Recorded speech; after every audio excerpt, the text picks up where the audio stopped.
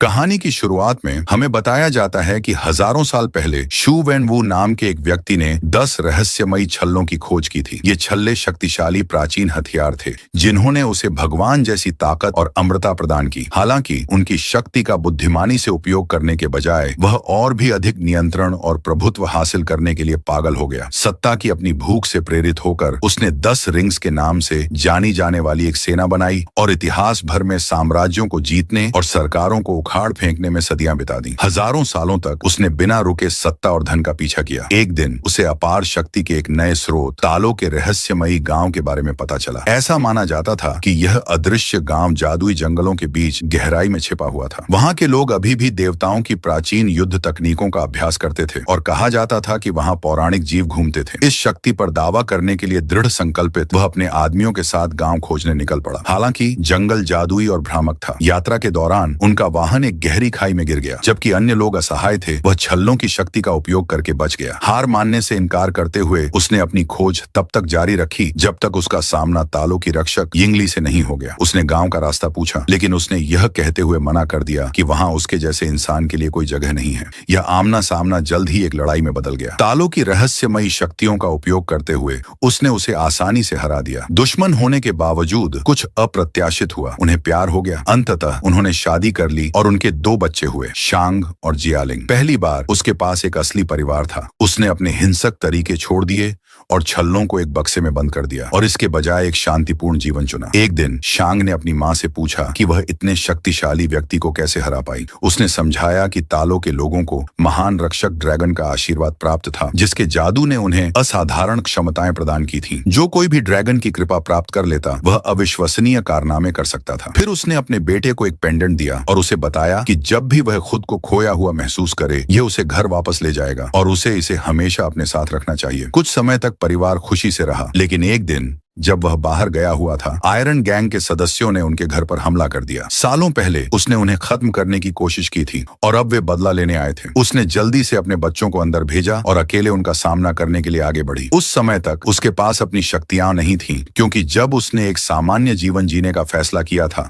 तो उसने उन्हें त्याग दिया था। अपनी क्षमताओं के बिना वह अपना बचाव करने में असमर्थ रही और मारी गई। जब वह घर लौटा और उसके निर्जीव शरीर को देखा तो वह पूरी तरह से टूट गया। दुख और क्रोध में डूबकर उसने वापस छल्ले पहन लिए और बदले का एक क्रूर अभियान छेड़ दिया। फिर उसने बहुत कम उम्र से ही शांग को मार्शल आर्ट की ट्रेनिंग देनी शुरू कर दी और कुछ ही वर्षों में उसे एक कुशल लड़ाकू बना दिया। जब लड़का 14 साल का हुआ तो उसके पिता ने उसे आयरन गैंग के नेता की हत्या करने के मिशन पर भेजा। उसने उसे बताया कि उसकी मां की मौत के लिए जिम्मेदार व्यक्ति मिल गया है और उसे मारना उसका कर्तव्य और उसका अधिकार दोनों है। उसने वादा किया कि एक बार मिशन पूरा हो जाने और उसका बेटा वापस आ जाने पर 10 रिंग्स फिर से उठेंगी और दुनिया उनके सामने झुकेगी। हालांकि मिशन पूरा करने के बाद शांग भागकर सैन फ्रांसिस्को चला गया। अंदर ही अंदर वह जानता था कि उसने जो किया वह गलत था। उसने अपना नाम बदलकर शॉन रख लिया और अपने अतीत को पीछे छोड़ने की कोशिश की। कहानी फिर वर्तमान में आती है। वह जल्दी उठता है और केटी के घर जाता है। दोनों 10 साल से करीबी दोस्त हैं और अब एक साथ वैले ड्राइवर के रूप में काम करते हैं। एक दिन जब वे काम पर जाने के लिए बस में जा रहे होते हैं, 10 रिंग्स के सदस्य अचानक उन पर हमला कर देते हैं। उन्हें उस पेंडेंट को लेने के लिए भेजा गया था जो शांग ने अपने गले में पहना हुआ था। उसने इसे देने से इनकार कर दिया क्योंकि यह उसकी मां की आखिरी निशानी थी। नतीजतन उस पर हमला होता है और वह उन सभी को मार गिराता है। तभी रेजर फिस्ट उस पर हमला करता है। वह 10 रिंग्स का सबसे खतरनाक योद्धा है और उसका ब्लेड किसी भी चीज को काट सकता है। शांग उसके वार से बचता रहता है, लेकिन रेजर फिस्ट का हथियार बस को नुकसान पहुंचाता है, जिससे ब्रेक फेल हो जाते हैं। बस पूरी तरह से बेकाबू हो जाती है और ड्राइवर बेहोश हो जाता है। केटी स्टीयरिंग व्हील संभालती है जबकि शांग रेजर फिस्ट से लड़ता रहता है। लड़ाई के दौरान ब्लेड बस को 2 हिस्सों में काट देता है। यह देखकर वह सभी यात्रियों को आगे के हिस्से में जाने में मदद करता है। फिर वह रेजर फिस्ट को बस के पिछले हिस्से की ओर धकेलता है, जिससे वह हिस्सा अलग होकर दुर्घटनाग्रस्त हो जाता है। हालांकि रेजर फिस्ट फिर भी पेंडेंट लेने में कामयाब हो जाता है। बाद में जब वह घर लौटता है तो वह मकाऊ की यात्रा करने की तैयारी करता है। वह जानता है कि उसकी मां ने उसकी बहन को भी वही पेंडेंट दिया था और 10 रिंग्स अब उसके पीछे आएंगी। केटी पूछती है कि वास्तव में क्या चल रहा है और वह असल में कौन है। वह उसे बताता है कि जिन आदमियों ने उन पर हमला किया था उन्हें उसके पिता ने भेजा था और अब उसकी बहन खतरे में है। वह कहता है कि उसके पास पास अपनी बहन के पास जाने के अलावा कोई विकल्प नहीं है। केटी उसके साथ आने की जिद करती है। वे उड़ान भरकर मकाऊ जाते हैं और यात्रा के दौरान वह उसे अपने अतीत के बारे में बताता है, लेकिन एक बात के बारे में झूठ बोलता है, यह दावा करते हुए कि उसने कभी अपना मिशन पूरा नहीं किया। वहां पहुंचने के बाद वे एक अंडरग्राउंड फाइट क्लब में जाते हैं। उसकी बहन द्वारा भेजे गए पोस्ट कार्ड पर वही पता था। वे ऊपरी मंजिल पर जाने के लिए लिफ्ट लेते हैं, लेकिन उसे धोखे से एक कॉन्ट्रैक्ट पर हस्ताक्षर करा लिए जाते हैं। बस की लड़ाई का एक वीडियो वायरल हो गया है और यह संगठन डार्क वेब पर अवैध लाइव स्ट्रीम फाइट्स चलाता है, जहां लोग सट्टा लगाते हैं। जब वह अखाड़े में प्रवेश करता है तो वह यह देखकर चौंक जाता है कि उसका प्रतिद्वंद्वी कोई और नहीं बल्कि उसकी अपनी बहन है। वह उससे बहुत क्रोधित है। अपने मिशन पर जाने से पहले उसने वादा किया था कि वह 3 दिन में वापस आ जाएगा, लेकिन वह कभी वापस नहीं आया। गुस्से में आकर वह उसे बुरी तरह पीटती है और वह लड़ाई हार जाता है। मैच के बाद वह उसका सामना करती है और पूछती है कि उसे क्या चाहिए। वह समझाता है कि 10 रिंग्स ने सैन फ्रांसिस्को में उस पर हमला किया और उसका पेंडेंट चुरा लिया। अब वे उसके लिए आ रहे हैं क्योंकि उसके पास भी वैसा ही पेंडेंट है। उसका मानना है कि उनके पिता इनका इस्तेमाल करके कुछ भयानक योजना बना रहे हैं। वह उसे बताती है कि जब वह गया था तब उसे उसकी जरूरत थी, लेकिन वह कभी वापस नहीं आया। तभी उसे एहसास हुआ कि उसे उसकी बिल्कुल भी जरूरत नहीं है। उसने अपनी शर्तों पर अपनी जिंदगी बनाई। वह कहती है कि उसे पहले भी कभी उसकी जरूरत नहीं थी और अब भी नहीं है। वह पूछता है कि उसने उसे पोस्ट कार्ड क्यों भेजा। वह जवाब देती है कि उसने इसे कभी नहीं भेजा। तभी उसे एहसास होता है कि उसके पिता ने उसे फंसाया है। अचानक 10 रिंग्स के सैनिक घुस आते हैं और हमला कर देते हैं। वह उसे और केटी को पीछे छोड़कर अपने क्रू के साथ बाहर निकलने के लिए भाग जाती है। वह इमारत की कांच की दीवार को तोड़ता है और केटी को अपने साथ कूदने के लिए कहता है। वह झिझकती है, डरी हुई है, क्योंकि उसे पतले बांस के खंभे पर चलना है। वह उसे आश्वस्त करता है और कहता है कि एक बार जब वे नीचे पहुंच जाएंगे तो वे वहां से भाग सकते हैं। केटी अंततः सहमत हो जाती है और वे दोनों लिफ्ट की ओर बढ़ने लगते हैं। तभी 10 रिंग्स सेना के सदस्य उन्हें देख लेते हैं। शांग केटी को आगे जाने के लिए कहता है, जबकि वह उन्हें रोकने के लिए पीछे रुक जाता है। वह अकेले ही सैनिकों से लड़ने लगता है। जैसे ही केटी आगे दौड़ती है, लड़ाकों में से एक उस पर हमला करता है और उसे जमीन पर गिरा देता है। उसी क्षण जियालिंग वहां पहुंचती है और उसे बचा लेती है। जल्द ही शांग और जियालिंग 10 रिंग्स के सैनिकों से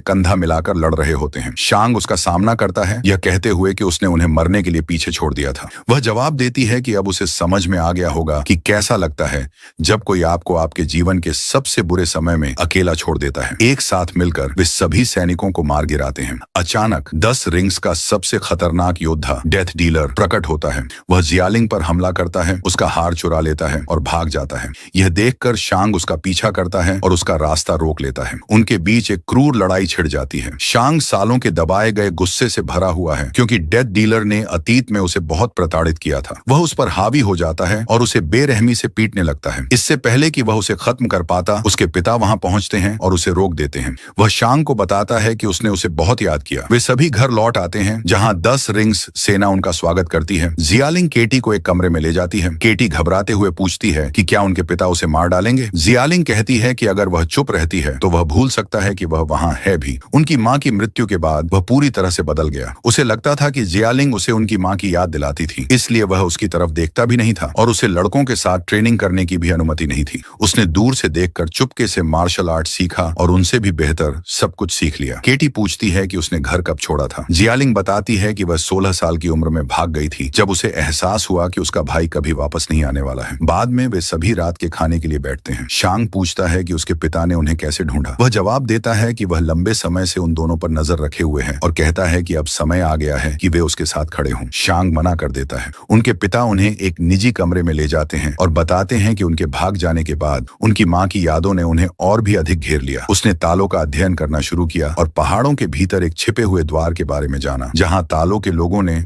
उनकी मां को कैद कर रखा है। दोनों भाई बहनों में से कोई भी उस पर विश्वास नहीं करता। वह कहता है कि उसे भी तब तक विश्वास नहीं हुआ था जब तक एक दिन उस कमरे में अकेले बैठे हुए उसने उसकी आवाज स्पष्ट रूप से नहीं सुनी, जैसे कि वह वहीं मौजूद हो। उसने उसे बताया कि उसे उसकी मदद चाहिए। शांग पूछता है कि तालों के लोग ऐसा क्यों करेंगे। वह समझाता है कि जब उन्हें प्यार हुआ तो वह चाहती थी कि वे एक साथ तालों में रहें। उसने बुजुर्गों से अनुमति मांगी, लेकिन उन्होंने यह कहते हुए मना कर दिया कि वह इसके योग्य नहीं था। यह बात उसे आश्वस्त करती है कि यिंगली अभी भी जीवित जीवित है और उसे बंदी बनाकर रखा गया है। शांग जोर देकर कहता है कि उनकी माँ अब नहीं रही। उनके पिता उन्हें हॉल में ले जाते हैं। जब वह उनकी माँ का पेंडेंट ड्रैगन की मूर्ति की आंखों में रखता है तो पानी बाहर निकलता है और तुरंत जम जाता है। जैसे ही बर्फ गिरती है वह एक छिपा हुआ रास्ता उजागर करती है। वह समझाता है कि तालों का रास्ता एक भूल भुलैया है, लेकिन साल में एक बार एक विशिष्ट दिन पर जंगल के बीच में एक सीधा रास्ता खुलता है। वहां पहुंचने के लिए आपको ठीक से पता होना चाहिए कि यह कब और कहां दिखाई देगा, और अब वह दोनों जानता है। वह 10 रिंग्स सेना को तैयार होने का आदेश देता है। 3 दिनों में वे उसकी पत्नी को मुक्त कराने और उसे घर लाने के लिए कूच करेंगे। वह शांग को बताता है कि वह उसे यहाँ इसलिए लाया है ताकि वह अपनी माँ को बचाने में मदद कर सके। जियालिंग पूछती है कि अगर गांव वालों ने उसे रोकने की कोशिश की तो वह क्या करेगा। वह बेरुखी से जवाब देता है कि वह पूरे गांव को जलाकर राख कर देगा। शांग उसे बताता है कि वह इन भ्रमों के साथ तालों में प्रवेश नहीं कर सकता। क्रोधित होकर वह उन दोनों पर हमला करता है और उन्हें जेल में डालने का आदेश देता है। अपने कमरे में वापस आकर वह एक बार फिर यिंगली की आवाज सुनता है।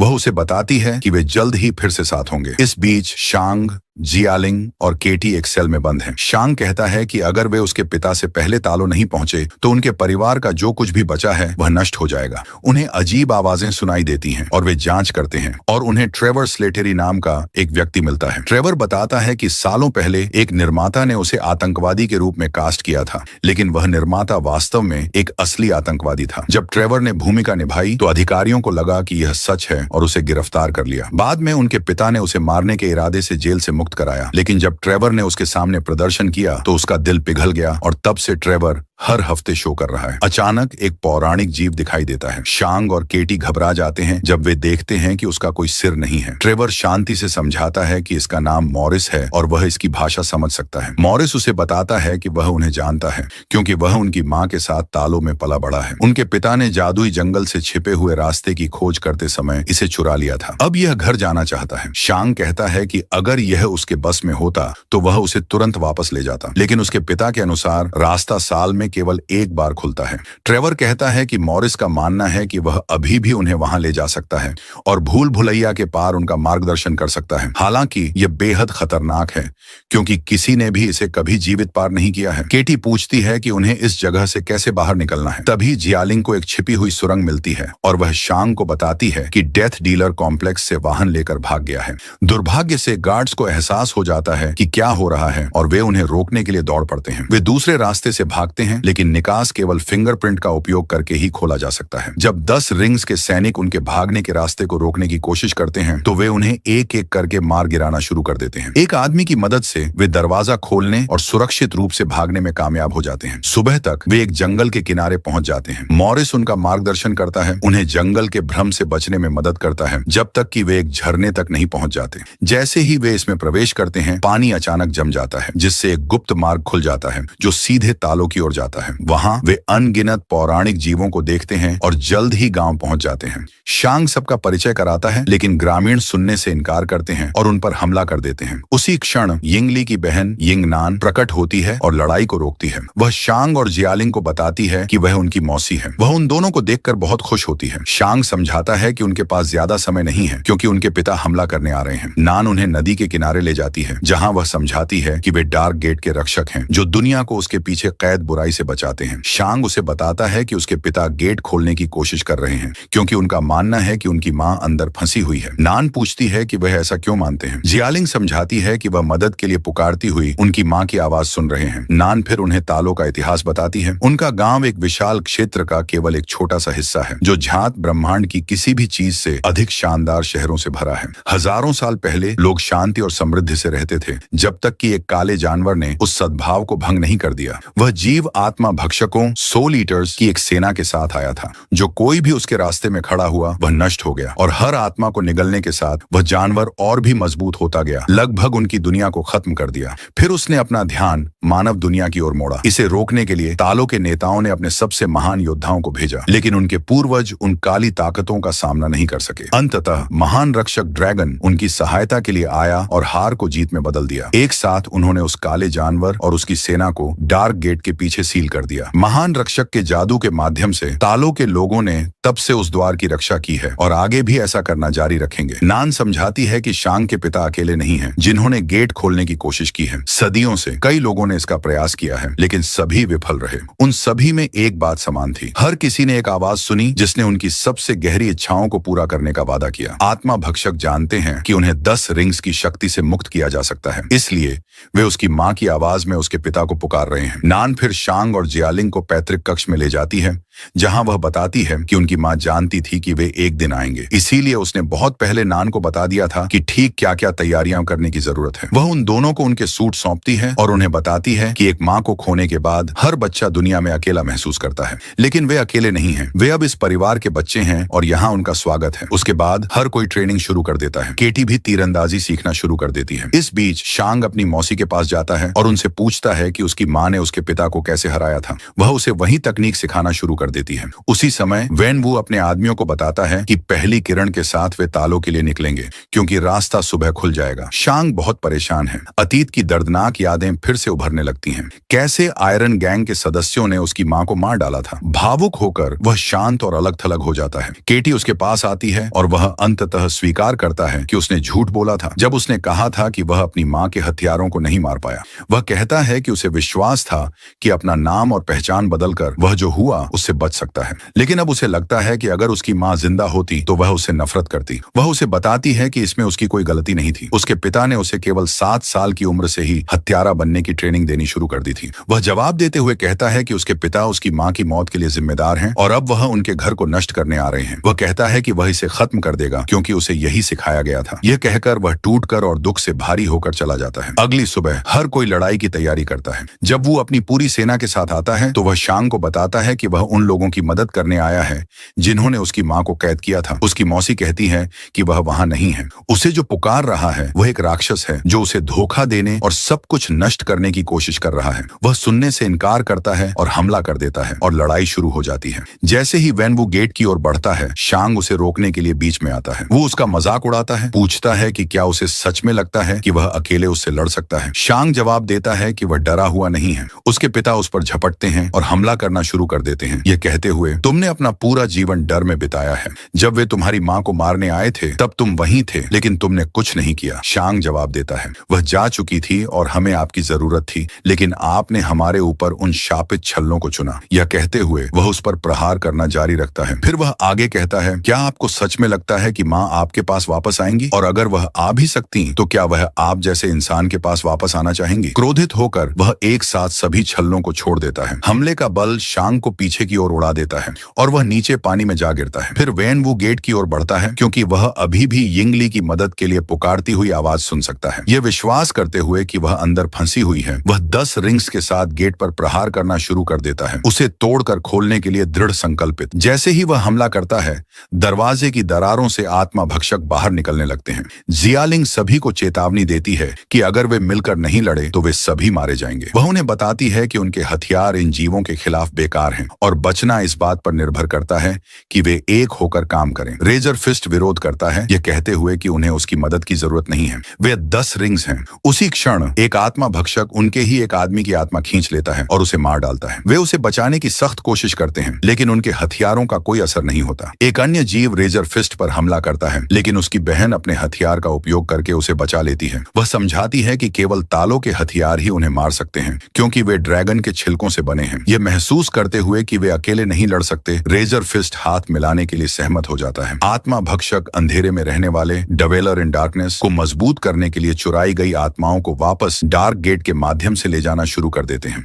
वह चेतावनी देती है कि अगर यह जीव और अधिक शक्तिशाली हो गया तो इसे कोई भी रोक नहीं पाएगा। उचित हथियारों से लैस होकर वे जीवों का सामना करने के लिए पानी की ओर बढ़ते हैं। इस बीच शांग पानी के नीचे डूब रहा है। जैसे ही वह संघर्ष करता है, उसके बचपन की यादें वापस आ जाती हैं। उसे याद आता है कि उसकी माँ ने उसे डरने के लिए मना किया था कि ड्रैगन का आशीर्वाद हमेशा उसके साथ रहेगा और वह उसमें और उसके पिता दोनों के भीतर की अच्छाई को धारण करता है। उन्होंने उसे जो कुछ भी दिया वह सब उसके अंदर जीवित है। वह अंततः इसे दिल से स्वीकार करता है। उसी क्षण शांग की आंखें खुलती हैं और महान रक्षक ड्रैगन गहराई से उठता है और उसके सामने प्रकट होता है। इस बीच वैन वू अभी भी गेट तोड़ने की कोशिश कर रहा है, क्योंकि वह अभी भी यिंगली की पुकारने की आवाज सुन सकता है। उसी समय हर कोई आत्मा भक्षकों पर हमला करने के लिए एक साथ आ जाता है। शांग ड्रैगन की सवारी करते हुए बाहर खुले में आता है और ड्रैगन उनके साथ लड़ना शुरू कर देता है। नान शांग को बताती है कि उसे अपने पिता को रोकना होगा। शांग उसका सामना करता है और हमला करता है। उसे यह समझाने की कोशिश करता है कि उसकी माँ वास्तव में वहां नहीं है। वैन वू सुनने से इनकार कर देता है और उनके बीच लड़ाई छिड़ जाती है। शांग उस तकनीक का उपयोग करता है जो उसकी माँ ने उसे तब सिखाई थी जब वह बच्चा था, जिससे वह 5 छल्लों को अपनी ओर खींच लेता है। लड़ाई जारी रहती है। वो शांग पर सभी 5 छल्लों से प्रहार करता है, लेकिन शांग अपनी छी क्यूआई को केंद्रित करता है और उनकी शक्ति का उपयोग करके खुद की रक्षा करता है। वह अंततः छल्लों पर पूर्ण नियंत्रण प्राप्त कर लेता है,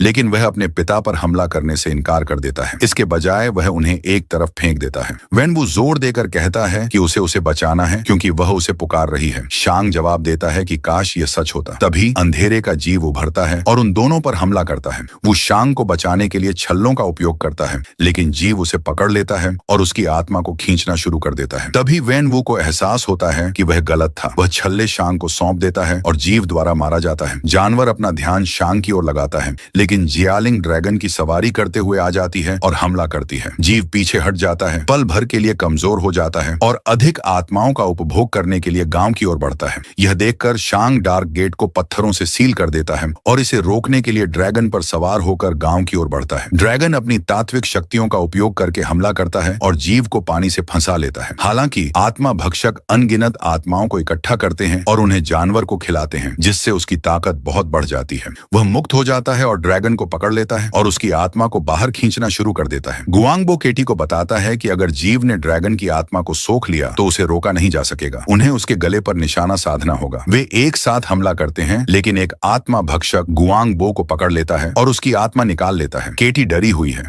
उसके पास केवल एक तीर बचा है और उसने एक दिन पहले ही तीरंदाजी सीखी थी। जीव जियालिंग को भी पकड़ लेता है और उसे मारना शुरू कर देता है। शांग अपनी बहन का हाथ पकड़ लेता है। वह उसे बताती है कि उसे छोड़ना होगा, वरना जीव ड्रैगन की आत्मा ले लेगा। शांग इनकार कर देता है, यह कहते हुए कि वह उसे फिर से नहीं खो सकता। जीव ड्रैगन की आत्मा को निगलने लगता है। आखिरी संभव क्षण में केटी अपना तीर सीधे जीव के गले में चला देती है। उसका निशाना एकदम सटीक है और ड्रैगन की आत्मा बच जाती है। ड्रैगन जीव को नीचे पानी की ओर खींचता है और उसे अपनी शक्ति से रोक कर रखता है। शांग जीव पर कूदता है और छल्लों को उसकी छाती में ढसा देता है। उनका उपयोग एक शक्तिशाली नियंत्रित गति में करते हुए वह राक्षस को नष्ट कर देता है। उसके साथ ही सभी आत्मा भक्षक मर जाते हैं। ड्रैगन शांग और जियालिंग को सुरक्षित रूप से किनारे ले जाता है। युद्ध में कई जानें चली गई हैं। उस रात शहीद हुए लोगों को उनके बलिदान के लिए सम्मानित किया जाता है। उनकी बहादुरी ने नई सुबह को संभव बनाया। अंधेरे की हार के साथ ड्रैगन आसमान में लौट जाता है। बाद में शांग और केटी सैन फ्रांसिस्को लौट आते हैं और अपने दोस्तों को वह सब कुछ बताते हैं जो हुआ था। कोई भी उन पर विश्वास नहीं करता है और पूछता है कि अगर कहानी सच है तो शांग की बहन कहाँ है। शांग समझाता है कि वह अपने पिता के अवैध ऑपरेशन को बंद करने के लिए घर गई है। फिर भी किसी को यकीन नहीं होता। तभी वोंग उन्हें लेने आ जाता है। वह शांग से पूछता है कि क्या उसके पास अभी भी छल्ले हैं। शांग पुष्टि करता है कि उसके पास हैं। शांग और केटी वोंग के साथ चले जाते हैं, जिसे देखकर वहां मौजूद सभी लोग हैरान रह जाते हैं। फिल्म यहीं खत्म हो जाती है।